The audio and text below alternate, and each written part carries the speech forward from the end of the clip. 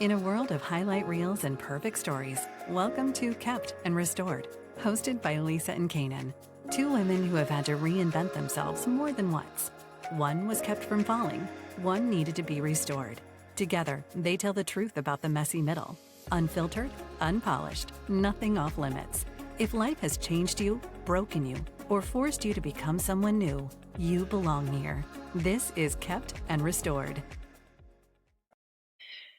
Hey, everybody, and welcome to the very first episode of the Kept and Restored podcast. I am Canaan. And I'm Lisa. And we are so excited to be with you. And today we're going to answer a question that really felt like the best place to start. And how did we get here? And why did we start this podcast? And so we thought the best way to do that was to interview each other. It'll get you to know a little bit more about us and why we're on this journey together. And we really are so excited for you to be with us. And so I'm going to start with you.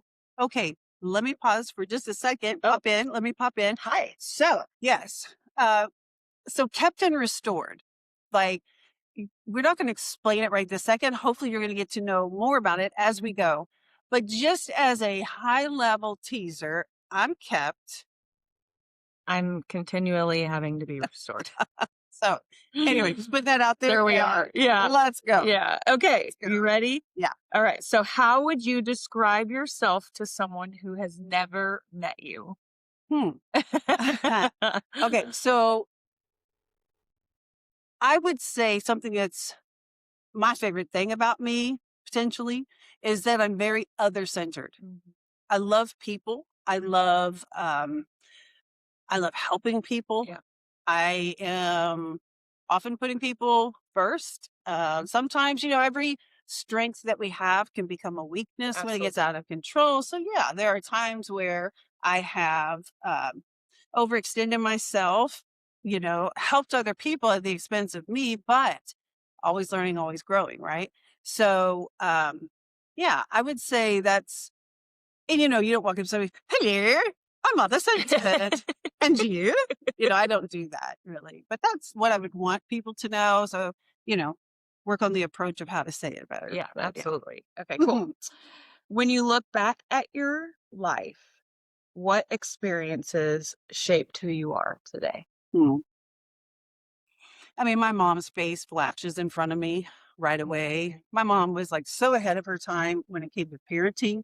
My sisters and I, especially, will say like, we don't even know what her magic sauce was. Like she wasn't, I don't know. We were just, we just did what our mom said. And it's not because it was the times, man. I could look left, right, and see people that weren't doing that. It's just, we wanted to respect her so much. I mean, she was also the most other-centered person I've ever known. So definitely her, as far as on the positive side.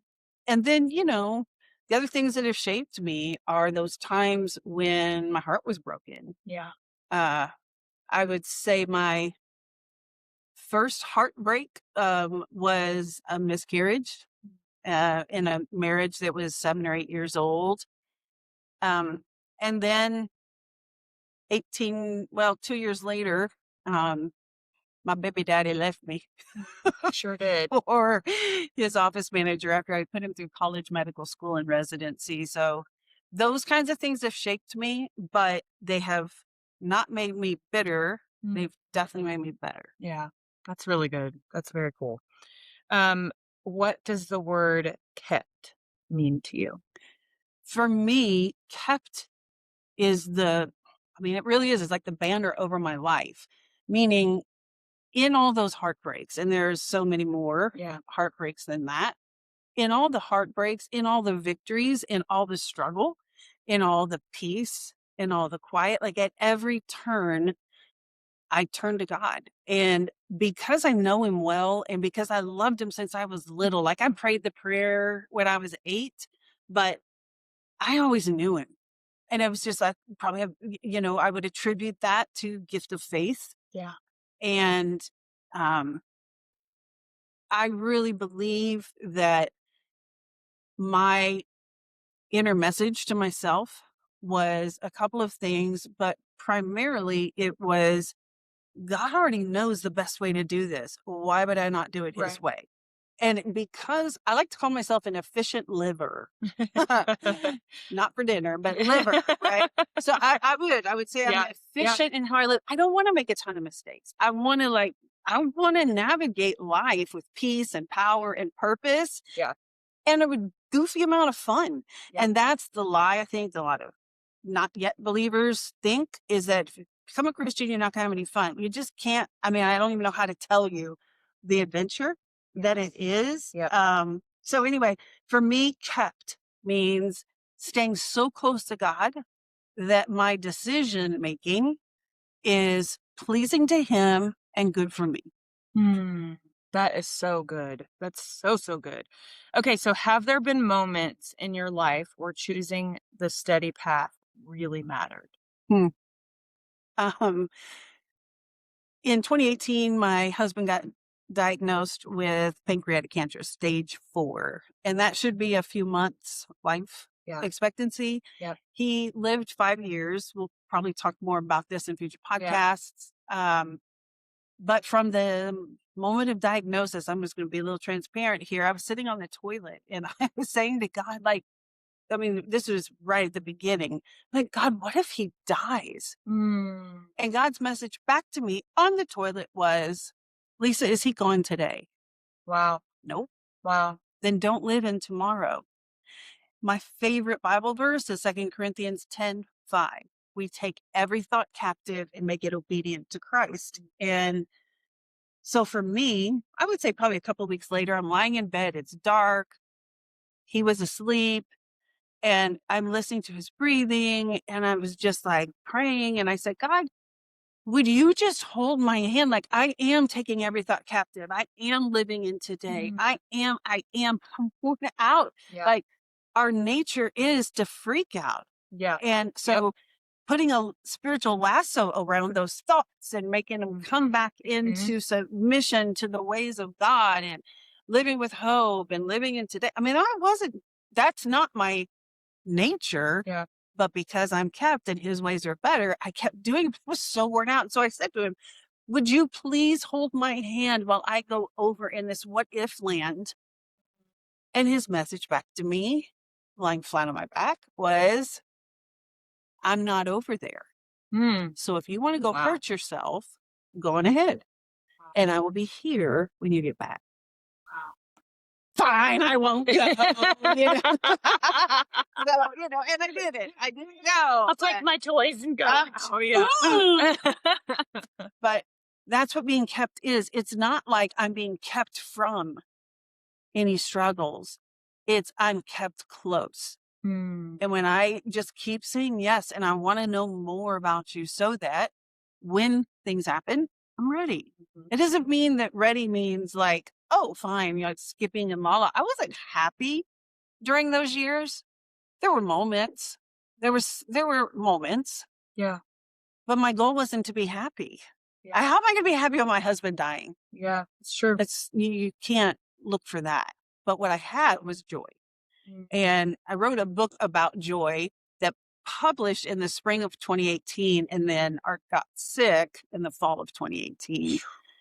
And so within that project, it's called 218 Ways to Own Joy. And within that project, what I knew beyond knowing is that joy is not always going to sound and feel like this marching band, fun, like DJ kind of experience.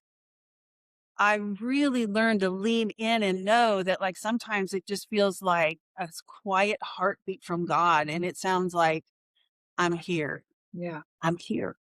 So that's where through our podcast, my input is going to come from, if you're kept, this should be the way forward. And it's not like there's no judgment. It's life experience. And it's knowing like, I don't want to spiral.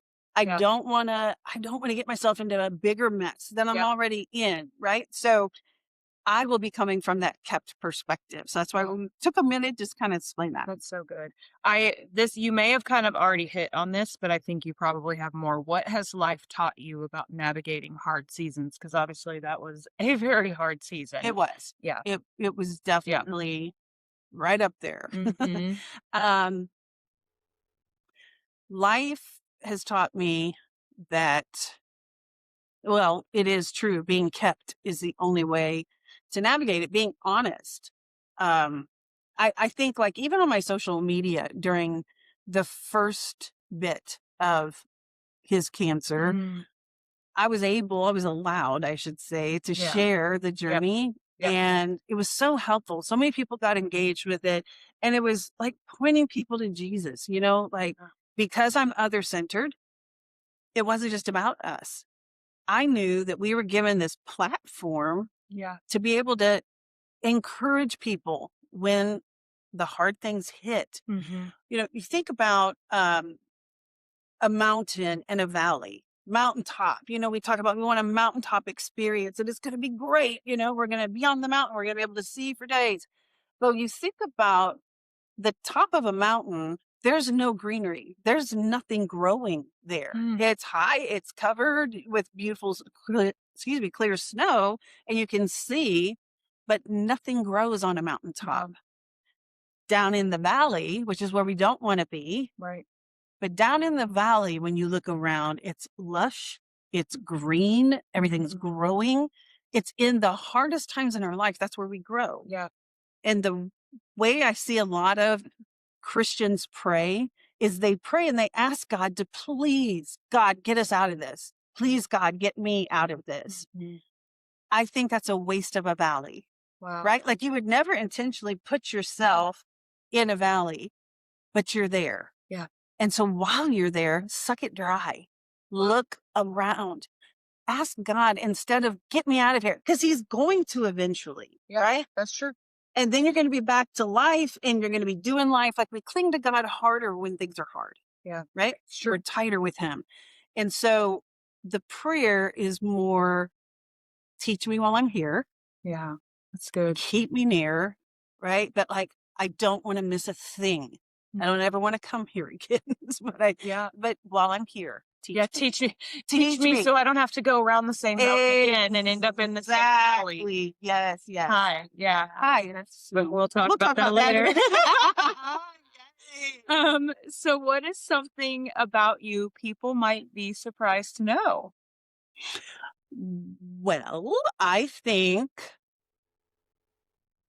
I'm wrestling with two things.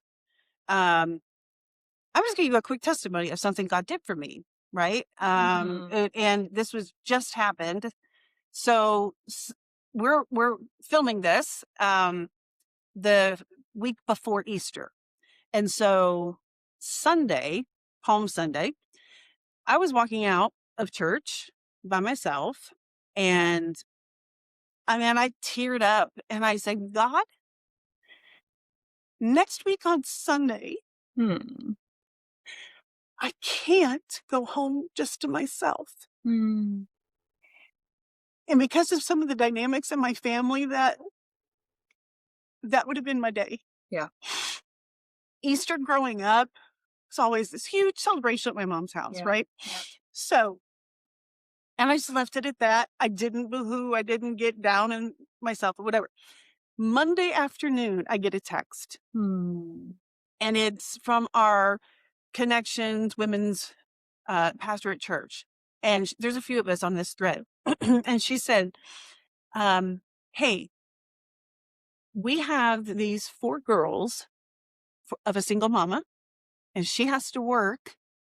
And she's just wondering if somebody could be with the girls on Easter. Wow.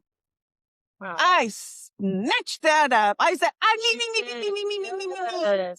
I'm so excited. Like I'm taking them to the aquarium restaurant, and then I'm gonna do an Easter egg hunt in my yard. And I didn't even know this story. That's so exciting.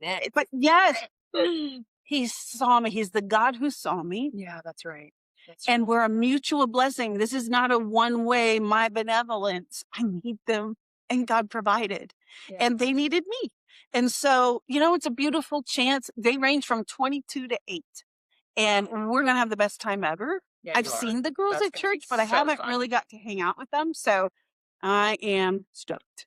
Oh, that's so cool. Yeah, I yeah, didn't know yeah. that story, and I'm so happy. You could always come to my house, girl. I know. All right, They're more ready fun. for they are more fun. There's no doubt about it. Kids are I'm way just more kidding. I'm kids just are way more fun than me, and I'm okay with that. Okay, All right, we it's go. your turn. Ooh. It's your turn, Miss Yeah, Restore. no. All right.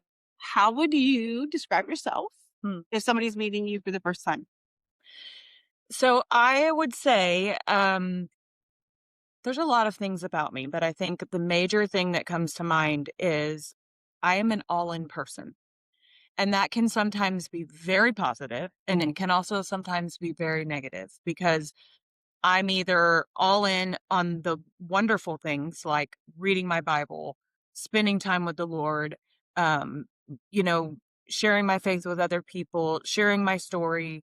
But then there have been times in my life where I have been all in very destructive ways where, addiction comes into play and living a life that is not pleasing to the Lord. And I have always been kind of an all or nothing person. And that can be in all kinds of arenas in my life, whether it's friendships or church or work, or it's it's a strange thing because I think it's a really great thing about me, but it's also been probably the most destructive thing to me. And so I've just needed God to teach me how to be all in for him and to move away from being all in from the things that are just so destructive to my life. That's So, good. yeah. That's so good. Yeah. It's that same thing, like a strength becomes a weakness. That's right. you know? Absolutely. Yeah. Well, the enemy's always going to twist things, right? That's what he does. He's a punk. He is a punk. He is a punk. Big punk. Big punk. All right. So what experiences have shaped you into who you are today? Man. There have been so many experiences. I would say a lot of the experiences in my life have been negative. They have. I mean, I've had some very mountaintop experiences in my life, but I have made a lot of bad decisions, and I knew better. That's the thing, is that even when I was making the bad decisions in my life that were blowing up my life, other people's lives, my family's life, um, I I didn't I didn't know where to go. I guess it kind of goes back to the all in thing, right? Where it's like I even in my bad decisions and all the things that I've done, it has shaped who I am today, um, because I've learned, number 1, right? I've learned I'm not the same person. Like, my life verse is 2 Corinthians 5:17, and that is, "I am a new creation in Christ. The old is gone, the new has come." And a song that was written many years ago, it said, "He's making all things new." He's not making all new things. That means he's making me new. He's not making me a different person. He's just changing the things in me that are broken, that are deceived, that have been lied to, that believe that the only way that I can live is in chaos and confusion, right? And that's just a lie. It's a lie. I don't have to operate in chaos all the time. God comes to give us peace that passes all understanding. And so I would say the the things that have shaped me are not things that I ever would have chosen. I would have never chosen, in my right mind, Yeah, I was or gonna say, in the quiet. quiet, and right. But things that the choices that I've made that have been bad ones, I would have never chosen those in a right mind. I wouldn't have. Um, so a lot of the things that I didn't choose have now shaped who I am today and allows me to sit here today. I mean, I shouldn't be alive. I shouldn't be sitting here. And so it allows me to be here today. And if I wouldn't have walked through all of those things and most of my own doing, I wouldn't have learned what I've learned today to even be able to share anything here. So, And that leads right into the next thing. So when we say the word restored, yeah, what does that mean to you? yeah. I mean, unfortunately or fortunately, at this point, Mm. I've had to be restored many, many times in my life. I have fallen um, multiple times. I would have these mountaintop experiences with the Lord, and I don't know if it was that I have a tad bit of ADD and I'm kind of all over the place, or I'm just never satisfied with the calm because my whole life has been turmoil. My whole life, even since a kid, has just been chaos and the waves and the ocean crashing over me and all of these things. And so, um, restored to me means not let me take advantage of God's grace. Mm. Never, never. But thank God I have it. Thank God I have it.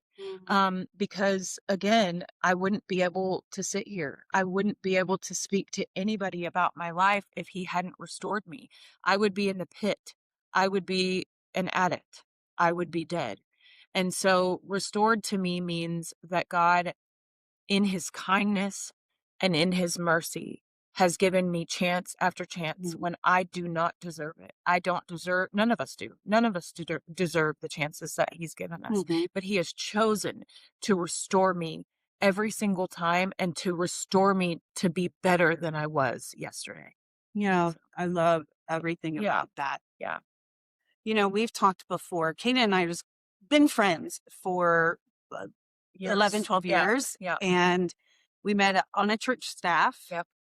And so we know a lot about each other. Yes, we do. And one thing we've talked about is how all Christians are a rescue story.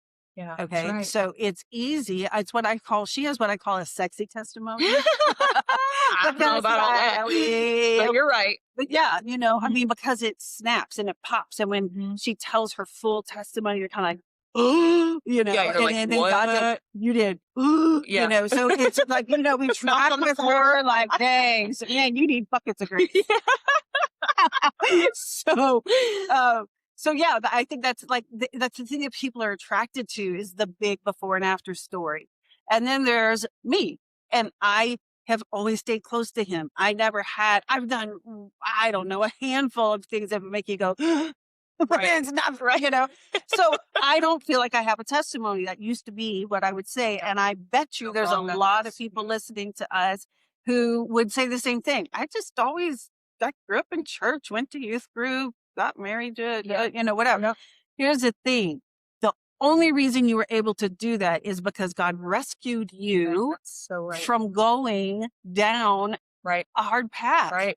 Because he made so much sense to you, you were rescued from.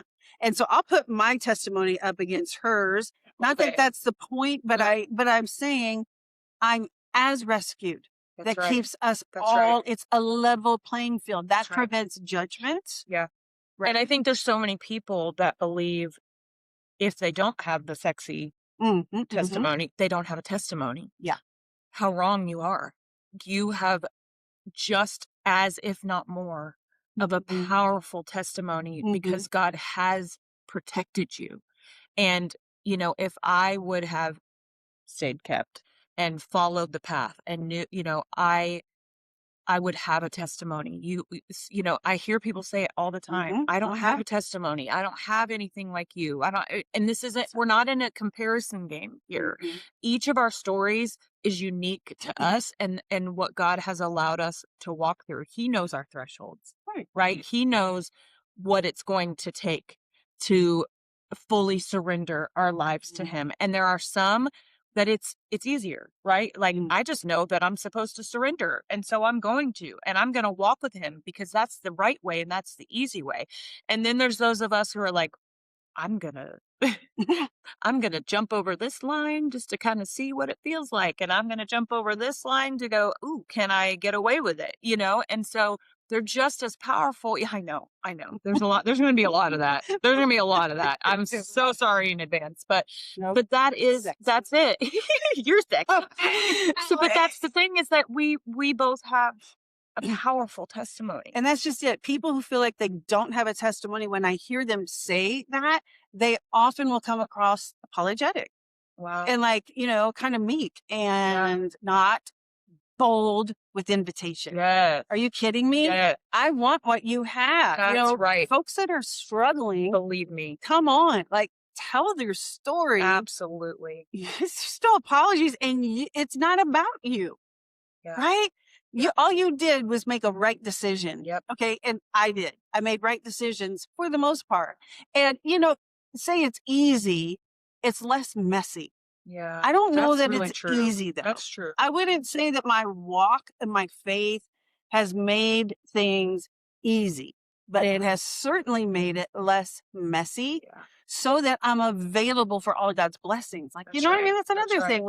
He's not my vending machine by any means. However, we can block the blessings that he wants to give us because of the life we're living. Yeah. And so, I've been thoroughly broken. Yeah. Thoroughly broken. Surprisingly, how in the world broken? Yes. But you're here. But he's there. Yeah. And I knew I wasn't so down and out that there wasn't a way back up. Yeah. And so we got to lean in. Those of us that have we got to find a good word that's as sexy for what we are. But, because turtle's all that's coming to mind, and I hate everything. Listen, live up here and see what you would do. I don't even know. So anyway, so that's that. All right. That's good. Is there anything that you can laugh about now, but once was really heavy? Oh my gosh. That's a hard question. I can really laugh about it all, because the reality is that all it ever was the enemy doing the same old crap that he always does. His tricks don't change. His schemes don't change. His the way he comes and attacks or speaks things into your mind and all the things, they don't change. It just, maybe the bow on it looks just a little bit different, right? Good. And so now when I look at all the things that I walked through, I can laugh at it, because I'm like, well, first of all, I laugh at myself. I laugh at myself because I'm like, how did you not see that this was the same thing, just packaged in a different box and packaged with a different bow? And so I laugh at myself a lot of times, because I'm like, wow, you ding dong. Yeah, it was exactly the same sin. It was exactly the same temptation that you walked through before, that you said you would never do again. And he just packaged it differently to make it look just a little bit more shiny this time. And like, oh, well, this won't be that bad. It's like the whole Eve thing, right? Yeah. It's like, come on, you're going to know what God knows. It's fine. Just eat the apple. No big deal, And right. Dang it, Eve. But that's exactly what it is. So I laugh about that now. And now more than ever, I laugh about it, because when it hits me now, I have a shield around me. I have God's protective arms around me, so that when those little schemes come or those little pretty packages come, I'm like, hold up. I know exactly what this is, and I know what this looks like. And it has a different bow on it, but it is exactly the same thing. But it took me 999,000 times to actually learn that. 999,000. I don't. Is the next number a million? I don't it know is. what number you're It on. is. Oh, okay. Well, like a million, we kick people out. Well, yeah. Oh, yeah. Clearly, million's way too many. So I'm going to stick to the 99999. Oh, we have no wiggle room. Oh my gosh. So as we are thinking about doing this podcast, it was a phone call. I was pulling into my driveway, and she was just so excited. It was Canaan's desire of her heart, and Man, this podcast has gone through so many Oh revisions my to get gosh. us to this point. We had different names. We've had We had, I mean, we had all even kinds. different It's focus. We wild. had a whole Yeah, different focus. totally different. Yeah. But what we're, I would say, decently good at is praying and waiting and listening. Yeah. And so, Decently, I like decently, that. we're Yeah. decent. We're a little impatient, but we, Yeah, but we know yes. how not to run ahead of God. That's right. Just again, life experience. Yep. And we'll talk about that probably in another episode. Yeah. It's actually a good Yeah. topic. Yeah, it is. Sally, would you write that down? We wish so much we had Why is her Sally. name Sally? Because Sally. Okay. Because Sally. Because Sally. Just sounds like a good assistant name. I need a Sally. Everybody needs a I Sally. do. I want it, Sally. That's so funny. Okay. Here's a question we'll both kind of just respond into. Why did we, I mean, eventually when we landed here, why did we feel like there needed to be a podcast like this? Yeah, and I think we kind of hit on that already. I think a big piece of it, first of all, we want to share our experience, right? We have walked through, our perspectives are very different, and we walked through very different things. So first of all, just to share our stories, to share our heart, to share our passion, to share what we've learned, but also to help people understand that there isn't a testimony better or worse than the other. That's so good. There isn't. Like, we all have a testimony. We all have either been kept or continually restored. Neither one is better or worse. We are, Jesus loves us. He loves us, and he protects us in ways that we don't even see. And who knows, if I wouldn't have walked through the things that I've walked through in my life, maybe I wouldn't even have the chance to do this, you know? And so we just felt like, I've been wanting to do this for quite some time. And as I prayed about it, it has had many variations. You know, there was like, well, maybe it could be about business. And then I was like, well, wait a minute. I want to be authentic. And authentically, I'm not just a business person. I am a follower of Christ. First. And very first. And so what is the most important thing to share? It's to share our stories. It's to share what God has done in our lives and how he has kept us and restored us. And I think that our stories will help a lot of people. And I know it's going to help us in the process, because sure, as we always. talk, as we process, as we walk through things, it's going to increase our faith as well. So, yeah. And I think also a podcast like this, the goal is, for me, the goal is about equalizing judgment. Okay. Because the church world can be a very, it's one of the things that not yet believers will say about Christians, that they're very judgmental. And you may have met some. And that can be very true. You may have met some. Yeah. Right. And so if you're banking on your testimony as you're better than those that have lost their way, whether for a season, whether for whatever, it doesn't mean that as Christians, we don't speak the truth, right? Because we're called to speak the truth. A not yet believer doesn't necessarily know the truth, right? It's true.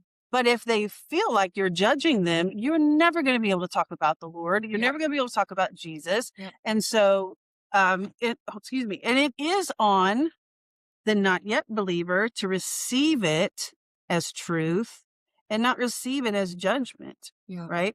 Yeah. And again, I just have to say right here, you're supposed to say it in love. I don't always do that. And when I don't, I explode things. And that's a confession. I know it's true about me. And so when we do a podcast about anger issues, I fit to be talking about that. It's so true. So true. The judgment of Christians being able to say, God rescued me and he rescued you. He's available for a rescue. That's right. He never runs out of rescues. That's right. Okay. But it's also the other way. It has to level the judgment between folks that are out there right now, whether it's in addiction, affairs, fill in the blank in our fallen, broken world. they a lot of times, uh, they a lot of times are going to judge Christians. I mean, that's kind of a new flavor on It's very true. you know what Yeah, I mean? that Like is on very true. Yep. the cultural scene. Yep. It's that we're not even given a chance. You know, we're held to like street preachers who are telling everybody they're going to hell. Yeah. You know, and that was not the heart of Jesus. He never did that. He wanted to love people into their what's next, That's right. but he also loved them enough to tell them the truth. That's right. But he always did it in love. He did it in Yeah. love. Yeah, he didn't never mess And it up. was always to draw them to him. Yeah, absolutely. Right. And I think as a church, sometimes, not all churches, but many churches, we've done, and I can say I have myself. I'm not just going to say like you all. Like we've been in church ministry, we've been on church staffs, and I I think the church has to be the hospital. It has to be the place where when you have done something despicable, when you have destroyed your life, when you have blown up your family's life, that is the actual place that you run, not that you run away from. But unfortunately, we as Christians don't do a really good job sometimes at the non-judgment thing, because who did Jesus come for? He came for the lost. He came for those that need to be saved, and every single one of us, we've all been pre-Christians. Yep. Every one of us. Yep. We didn't get born saved. We had to accept Christ and accept his ways and accept his love and accept who he is and have faith. And so when we start getting all in our little Christian groups and an outsider walks in and they look dirtier than us and they look different than us and they don't look all polished and cleaned up as us, and we start going, you know, that's, I think we've talked about this a lot, but I believe we've got to change that. We've got to change how we respond to people that look different from us. We do, and we got to run to them. That's right. You know, that's right. You got to run to them. Yep. So that is a big part of what this podcast is about as well, is leveling judgment, because even if I haven't been through and chosen like she's chosen, I'm a rescue story. That's right. Right. So I'm going to run to you. Now, we'll talk about this in another episode as well. But in a conversation that Canaan and I had, she said something, I can't remember exactly how you said it, but you said something along the lines of, and I hope like this is the last time I have to be restored. It was something along those lines. Like it was, I think it's how she said it. She's like, I've been restored and I hope this is the last time. And I just looked at her, I'm like, it's different now. Yeah. I'll never let her go. Yeah. And there was a time when I did. So we'll talk about that in another episode. Yeah. And it was during the cancer years. Just, it wasn't because of judgment, but it was like. And nothing ever happened. We just, we fell apart. Yeah. But no one reached out to her. Nobody. No. And so. And I was part of a church. You were. Yeah. And so she was making horrible decisions. Yes, I was. Yes, I was. And the hospital kicked her out the door. So this is so exciting to me to have a conversation like this. Yes. And we want to, it won't just be us always. Maybe the first, season, we're going to just, because we want you to get to know us and know our voice and know how we think. And hopefully it will help you when you're facing decisions. Yeah. Like be able to reference some of the conversations. Yep. But also, we're going to be having on other people. And some powerful stories. Powerful stories. And so we're we already have people lined up, and then people we come across. And we had somebody today say, I want to be on your show. Yeah. Her story is going to be amazing. Yes, it is. Yeah. So welcome to Kept and Restored. Yes. And our hope that when you watch or listen to this is that you find hope. Mm-hmm. Yeah. That's it. Because, looking around in our world today, there's not a lot of hope. Things are bleak. I mean, all you have to do is turn on the news for 5 seconds and it's like, gosh, I mean, I can't hardly watch it anymore No. because it just depresses you. There's just so much happening in our world that is so ungodly. But we want you to find hope in both of our stories. We want you to find hope in being kept. Listen, I'm on a journey now to be kept. Yes, you are. I almost said I that am earlier. on a journey to be kept because I don't want to have to walk through the same stupid crap and decisions that I've made. I want this time, God, that I have learned and I have grown and you have grown me and I'm not just a baby anymore. I'm not eating baby food anymore. I'm on solid food now and that I'm not turning back. I'm not going back and I have people in my life that are not going to let me go. They're not going to, because again, I have that tendency, right? I have the The tendency all to in, stray, all right? To be in. either Yeah. all in here or all in here. Yeah. But you've got to surround yourself with people who will hold you accountable. And accountability is a huge thing. And I've got people in my life that will do that for me now. And so we just want you sit back, listen, hear our hearts. We don't always get it right. Mm-mm. We don't. Mm-mm. And we may say some stupid things sometimes because we're human beings. But we are so, so excited to be on this journey with you and just cannot wait for all that's to come. Thank you so much for joining us today, and we'll see you next time. See ya. Thanks for listening to Kept and Restored. If this episode resonated, follow, share, and join us next week for another honest conversation. You're not alone in your kept or restored season. See you next time.